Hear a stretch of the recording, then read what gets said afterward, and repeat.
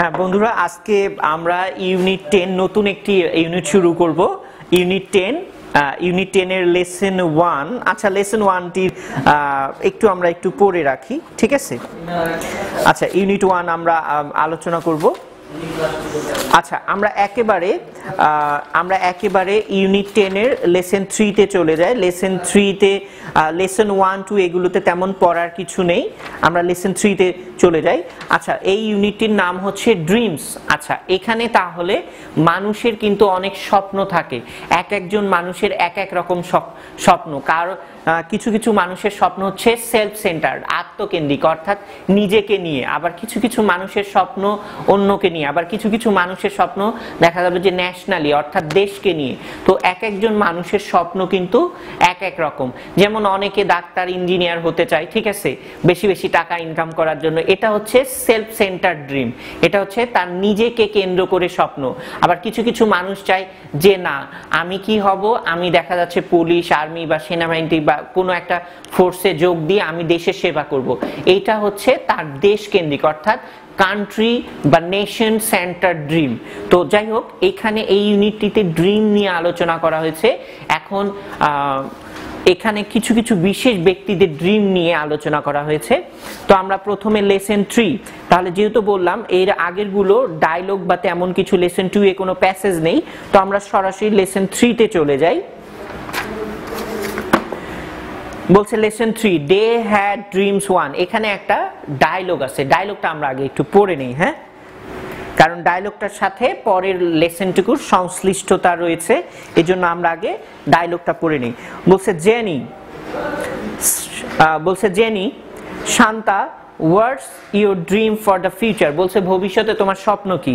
শান্তা এখন বলছে to be a good human being first. বলছে আমার স্বপ্ন হচ্ছে প্রথমে একজন ভালো মানুষ হওয়া। অ্যান্ড দেন, এবং তারপরে ওয়ার্ক ফর মাই কান্ট্রি, এবং তারপরে আমার দেশের জন্য কাজ করা। নো ম্যাটার, বলছে এটা কোনো ব্যাপার না, weather I become a social worker, an artist or a professional।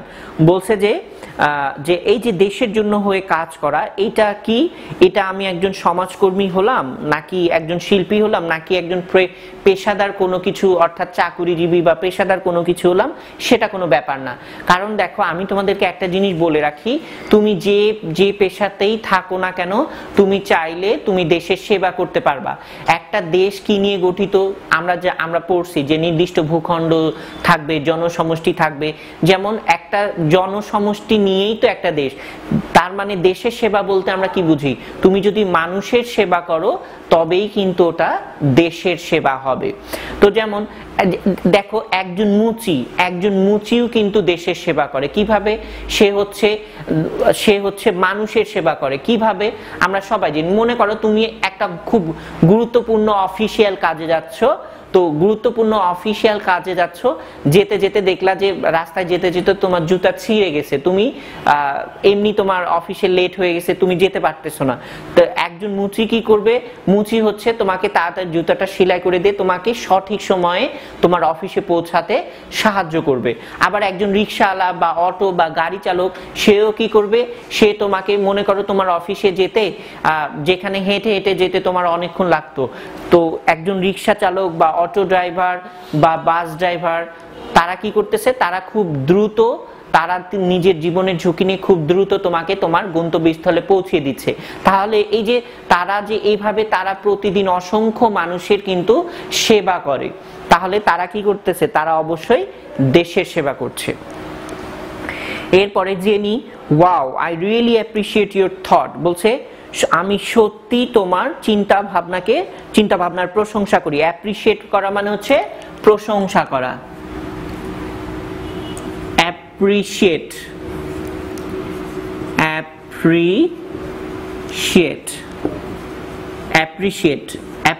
মানে হচ্ছে প্রশংসা করা।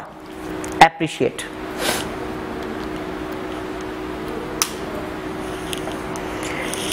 এরপরে বলছে বাই দ্য ওয়ে, যা হোক, Shanta, does anyone inspire you in your dream. বলছে যা হোক, জেনি শান্তাকে বলছে যে শান্তা, তোমার স্বপ্ন দেখায় কি তোমাকে কেউ অনুপ্রাণিত করে? যেমন অনেকের দ্বারা অনেকে অনুপ্রাণিত হয়, দেখা যাচ্ছে অনেকে একজন ডাক্তারকে খুব ভালো একজন ডাক্তারের দেখে সেও স্বপ্ন দেখে যে আমি একদিন ডাক্তার হব। আবার একজন অনেস্ট পুলিশ অফিসারকে দেখেও অনেকে হচ্ছে স্বপ্ন দেখতে শুরু করে যে না আমি তার মতো একজন পুলিশ অফিসার হব, এরকম। তো ঠিক তার সবারই স্বপ্নে কেউ না কেউ কি করে, মোটিভেট করে বা কেউ না কেউ ইনফ্লুয়েন্স করে। তো এখানে জেনি শান্তাকে বলছে যে শান্তা, তোমার স্বপ্নে কি তোমাকে কেউ অনুপ্রাণিত করে? শান্তা, সার্টেনলি, অবশ্যই, I am always influenced by the great personalities in our country and abroad. বলছে আমি আমার দেশ এবং দেশের বাহিরের যে গ্রেট পার্সোনালিটি, অর্থাৎ অনেক বড় যারা ব্যক্তিবর্গ রয়েছে বা স্বনামধন্য ব্যক্তিবর্গ রয়েছে তাদের দ্বারা আমি প্রভাবিত। অ্যাব্রোড, ABROAD, অ্যাব্রোড মানে হচ্ছে বিদেশ, অ্যাব্রোড মানে বিদেশ।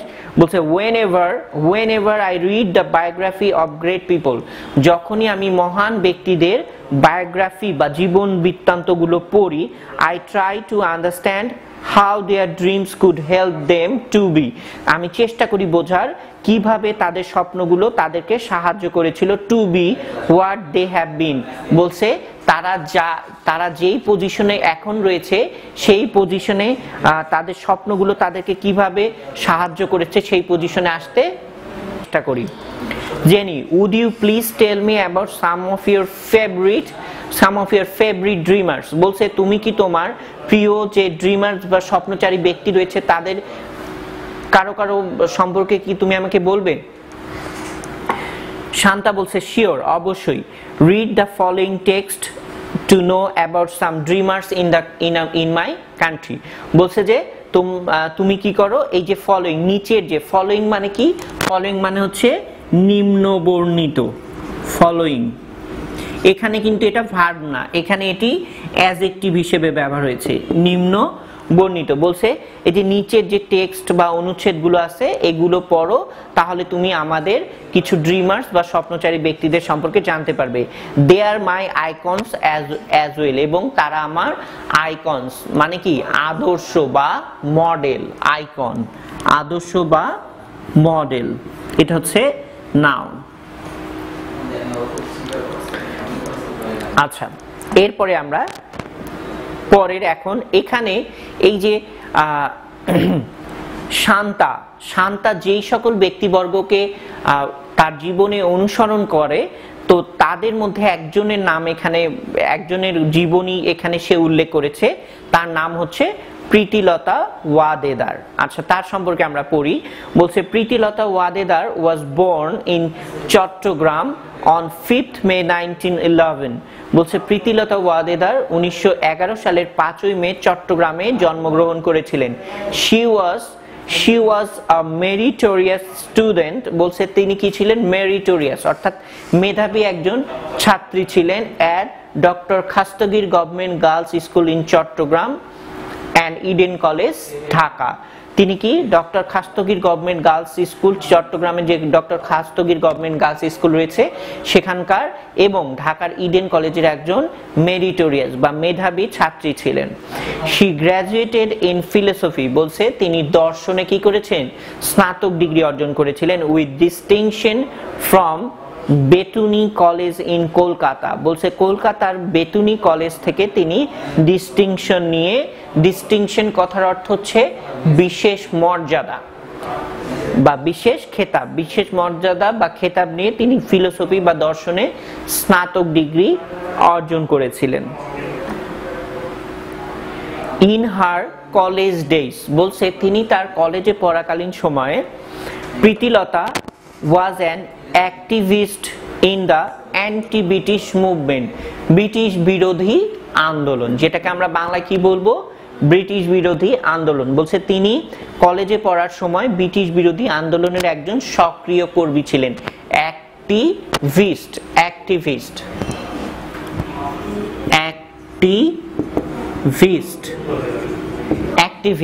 এটা হচ্ছে নাউন, সক্রিয় কর্মী, সক্রিয় কর্মী। এরপরে বলছে অল থ্রু হার লাইফ, তার সারা জীবনে, অল থ্রু হার লাইফ বলছে তার সারা জীবনে she dreamed of two things, তিনি দুইটি জিনিসের স্বপ্ন দেখেছিলেন। আর সোসাইটি উইদাউট জেন্ডার ডিসক্রিমিনেশন, কেমন সমাজ, অর্থাৎ লিঙ্গ বৈষম্যহীন একটা সমাজ। And her motherland free from British colonial rule, এবং তা মাতৃভূমির স্বপ্ন দেখেছিলেন। কেমন মাতৃভূমি, যে মাতৃভূমি ব্রিটিশ উপনিবেশবাদদের বা ব্রিটিশ ঔপনিবেশিক শাসন থেকে মুক্ত থাকবে এরকম। সো কাজেই she decided, তিনি সিদ্ধান্ত নিয়েছিলেন to fight against the British rule, তিনি ব্রিটিশ শাসনের বিরুদ্ধে সংগ্রাম করার সিদ্ধান্ত নিয়েছিলেন। সুন আফটার, খুব শীঘ্রই, Pritilata became the head teacher of Nandankanan Aparnacharan school in Chittagong. খুব শীঘ্রই প্রীতিলতা ওয়াদেদার কি হয়েছিলেন, চট্টগ্রামের যে নন্দনকানন অপর্ণাচরণ স্কুল আছে সেখানকার প্রধান শিক্ষিকা হয়েছিলেন। গ্র্যাজুয়ালি শি ইনভলভড হারসেলফ, ধীরে ধীরে তিনি নিজেকে নিয়োজিত করেন in Surya Sen's arm resistant movement, তিনি সূর্য সেনের সশস্ত্র বিরোধী আন্দোলন, আর্ম রেসিস্ট্যান্ট মুভমেন্ট, এটা আমরা একটু জেনে নিব। সশস্ত্র বিরোধী আন্দোলন, সশস্ত্র বিরোধী আন্দোলন, armed resistance arm resistance movement.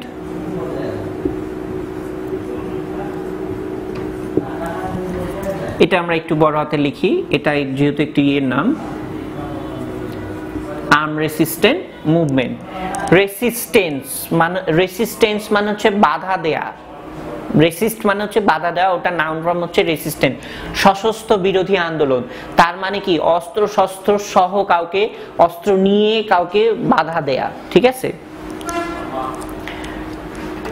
Arm resistance movement, তাহলে ধীরে ধীরে তিনি কি করেন, সূর্য সেনের সশস্ত্র বিরোধী আন্দোলনে নিজেকে জড়িয়ে ফেলেন। Surya Sen was a famous anti British movement organiser, বলছে যে সূর্য সেন, ওই এনার টাইটেল আমরা সবাই জানি, এনার টাইটেল হচ্ছে মাস্টার দা সূর্য সেন। বলছে এই সূর্য সেন কি ছিলেন, এই মাস্টার দা সূর্য সেন ইনি কি ছিলেন, ইনি হচ্ছে বিখ্যাত ব্রিটিশ বিরোধী আন্দোলনের সংগঠক, ব্রিটিশ বিরোধী আন্দোলনের অর্গানাইজার, দ্যাট মিনস সংগঠক, and revolutionary activist in Chittagong area at that time, এবং ওই সময় চট্টগ্রাম এলাকার একজন বৈপ্লবিক সক্রিয় কর্মী ছিলেন, রিভলিউশনারি বৈপ্লবিক। ইন 1932 সালে Surya Sen planned an attack on the Pahartali European club. বলছে 1932 সালে মাস্টার দা সূর্য সেন তিনি একটা আক্রমণের পরিকল্পনা করেন। কোথায় আক্রমণ করার, বলছে on the Pahartali European club, Pahartali European ক্লাবে আক্রমণ করার সিদ্ধান্ত নেন। The club was well known for its notorious sign as its entrance. বলছে যে এই ক্লাবটি কি কারণে বেশি পরিচিত ছিল, এন্ট্রেন্স, অর্থাৎ এন্ট্রেন্স কথার অর্থ হচ্ছে প্রবেশ করা, তো এখানে ওইটা না, এন্ট্রেন্স মানে হচ্ছে প্রবেশদ্বার। বলছে অ্যাট ইটস এন্ট্রেন্স, বলছে ওটার প্রবেশদ্বারে কি একটা সাইন ছিল, অর্থাৎ একটা লেখা ছিল, ওই জঘন্য লেখাটার জন্য এটা বেশি পরিচিত ছিল। জঘন্য লেখাটা কি, বলছে dogs and Indians not allowed, বলছে কুকুর এবং ইন্ডিয়ানরা মোটেও এখানে অনুমতিপ্রাপ্ত নয়। তার মানে ওই ইউরোপিয়ান ক্লাবটাতে কুকুর এবং ইন্ডিয়ানরা কি করতে পারবে না, প্রবেশ করতে পারবে না। তার মানে দেখো এখানে কুকুর, এখানে তারা ইন্ডিয়ানকে যারা, অর্থাৎ সেই সময় ইউরোপিয়ানরা ইন্ডিয়ানদেরকে কত নিচু চোখে দেখতো, তারা কত নিকৃষ্ট ভাবতো, এখানে সেটাই বোঝাচ্ছে ডগস অ্যান্ড ইন্ডিয়ানস দিয়ে। সূর্য সেন অ্যাসাইন্ড প্রীতিলতা, বলছে সূর্য সেন কি করেছিলেন, প্রীতিলতাকে দায়িত্ব দিয়েছিলেন। দায়িত্ব দিয়েছিলেন। দায়িত্বভার অ্যাসাইনমেন্ট করা মানে হচ্ছে দায়িত্বভার অর্পণ করা, অ্যাসাইন, ASSIGN, অ্যাসাইন মানে হচ্ছে দায়িত্বভার অর্পণ করা। সূর্য সেন কি করেছিলেন? প্রীতিলতাকে দায়িত্ব দিয়েছিলেন to lead a team of 10 to 12 men to attack the club. বলছে ওই ক্লাবকে আক্রমণ করার জন্য 10 থেকে 12 জনের একটা দল পরিচালনা করার দায়িত্বভার দিয়েছিলেন। The Raid was successful. বলছে তাদের অভিযানটা, রেইড বলতে আমরা কি বুঝি? বিশেষ উদ্দেশ্যে কোথাও অভিযান দেয়া, অভিযান করা। বলছে দ্য রেইড ওয়াজ সাকসেসফুল, বলছে অভিযানটা অনেক বেশি সফল হয়েছিল। অভিযানটা কি হয়েছিল? অনেক বেশি সফল হয়েছিল। বলছে she committed suicide by taking potassium cyanide। বলছে সে পটাশিয়াম সায়ানাইড খেয়ে কি করে? সুইসাইড করে, আত্মহত্যা করে। টু অ্যাভয়েড অ্যারেস্ট, বলছে গ্রেপ্তার, ওই যে অর্থাৎ ব্রিটিশ সৈন্যরা যে তাকে গ্রেপ্তার করবে এটাকে এড়িয়ে যাওয়ার জন্য সে পটাশিয়াম সায়ানাইড খেয়ে আত্মহত্যা করে। she proved, তিনি প্রমাণ করেছিলেন that women can work like men, যে মহিলারাও কি করতে পারে? পুরুষের মতো কাজ করতে পারে। she also proved, বলছে তিনি আরো প্রমাণ করেছিলেন that women too needed, বলছে মহিলাদেরও প্রয়োজন to be prepared, প্রস্তুত হওয়ার, to sacrifice their life, বলছে তাদের জীবনকে উৎসর্গ করার জন্য প্রস্তুত হওয়ার দরকার। কিসের জন্য? বলছে for freedom from the British colonial rule, বলছে যে ব্রিটিশ উপনিবেশিক শাসন আছে, এই ব্রিটিশ উপনিবেশিক শাসন থেকে স্বাধীনতার জন্য নিজেদের জীবন উৎসর্গ করার ক্ষেত্রে তাদেরও প্রস্তুত হওয়া উচিত। এরপরে বলছে হার ড্রিম ফাইনালি কেম টু, বলছে তার স্বপ্ন অবশেষে সত্যি হয়েছিল।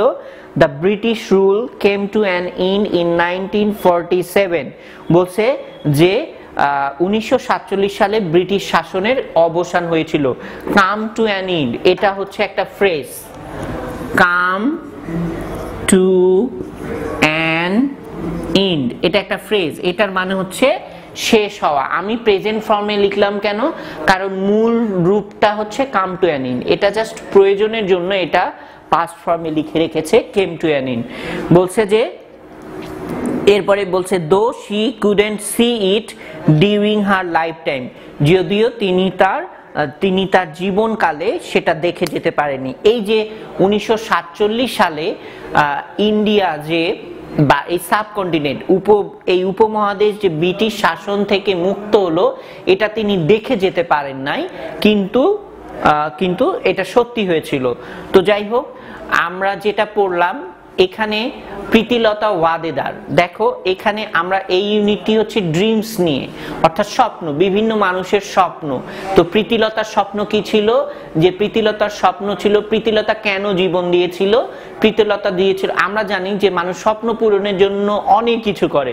তো প্রীতিলতা যে এই যে তার জীবন দিয়েছিল, কেন, তার কিসের জন্য দিয়েছিল বা কোন স্বপ্নটি পূরণ করার জন্য? সে তার দেশকে ব্রিটিশ উপনিবেশিক শাসন থেকে মুক্ত করবে, বা তার দেশ একদিন ব্রিটিশ উপনিবেশিক শাসন থেকে মুক্ত হবে, এই স্বপ্নকে সত্যি করার জন্য সে জীবনকে উৎসর্গ করেছিল। আসলে স্বপ্ন ছাড়া কিন্তু মানুষ বাঁচতে পারে না, প্রত্যেকটা মানুষেরই কিন্তু স্বপ্ন থাকে। যেমন একটা রিকশাওয়ালা যখন রাত্রি ঘুমোতে যায়, তখন সে ঘুমানোর আগে চিন্তা করে যে কালকে সকালে আমাকে এই সময় উঠতে হবে, তাড়াতাড়ি বের হতে হবে, আমাকে কালকে এত টাকা ইনকাম করতে হবে। তো সবারই স্বপ্ন রয়েছে।